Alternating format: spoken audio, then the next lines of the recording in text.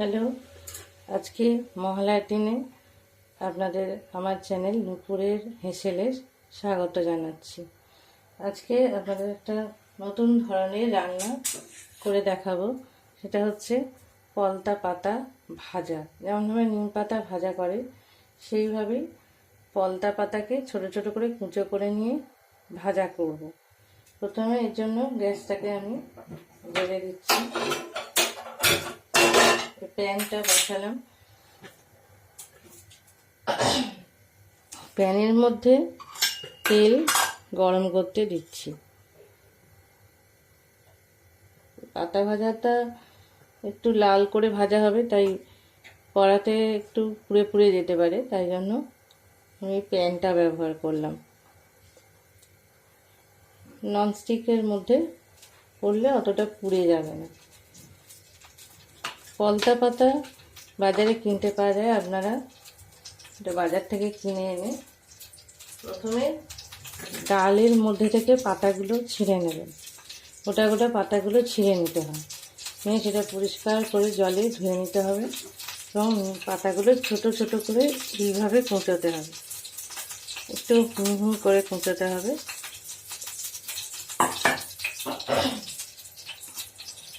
তেলটা গরম হচ্ছে, তেলটা ভালো করে গরম হয়ে গেলে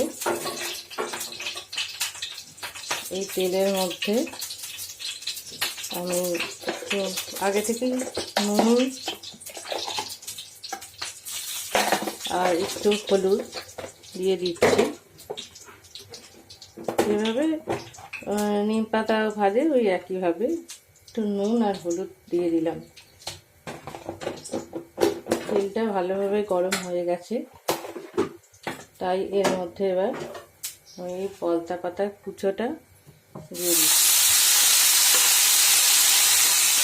এটা ভালোভাবে বাটি থেকে ধরিয়ে দিলাম।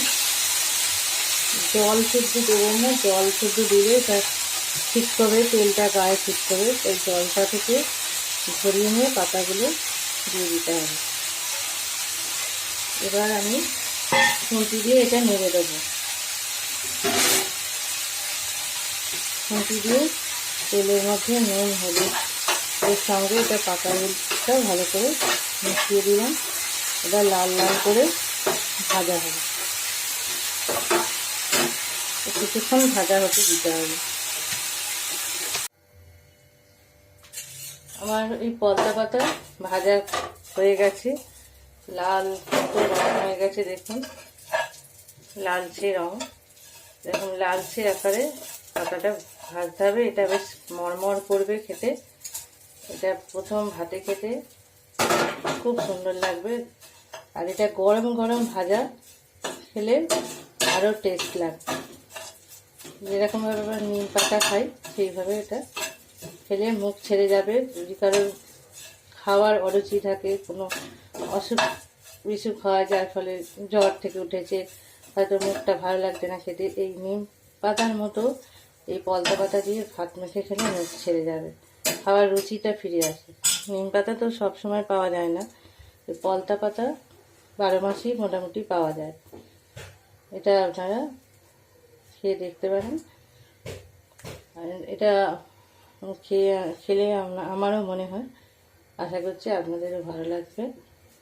আর এটা মচমচে আকারে খেতে হবে, তবেই ভালো লাগবে। ন্যাটা ন্যাটা হলে কিন্তু ভালো লাগবে না। আর একটা ব্যাপার হচ্ছে, পলতা পাতা দিয়ে সবাই সাধারণত বেসন দিয়ে বড়া করে, বা পলতা পাতা আটা বেসনে ডুবিয়ে ভাজা, এই ধরনের জিনিসগুলোই করে। এটাতে কিন্তু প্রচণ্ড তেল টানে, এটা তেলের জিনিস, তাই সবার কিন্তু সেটা খেয়ে সহ্য হয় না, বা এটা রেগুলার বা বারে বারে খাওয়াটা উচিত না। মাঝে মধ্যে খাওয়া যায়, কিন্তু এইটা খেলে আপনারা দেখবেন এতে বেশি তেলও লাগে না, অথচ এটা খেতে খুব ভালোও লাগে। এইভাবে এখানে আমি শেষ করছি। আপনাদেরকে ভালো থাকুন এই আশা করে চ্যানেলটিকে শেষ করলাম, রান্নাটা এখানেই শেষ করলাম।